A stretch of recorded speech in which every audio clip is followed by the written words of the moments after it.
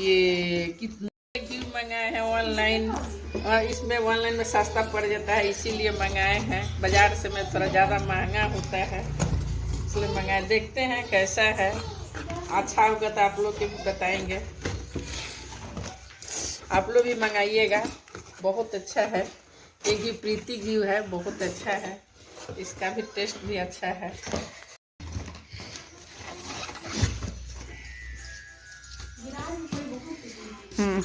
दोनों साथ में दिखाओ।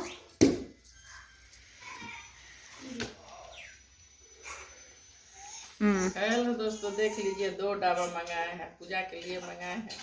खाकर भी देखेंगे कैसा है, इसका टेस्ट कैसा है। अभी तो खाए नहीं है, कभी खाकर बताए।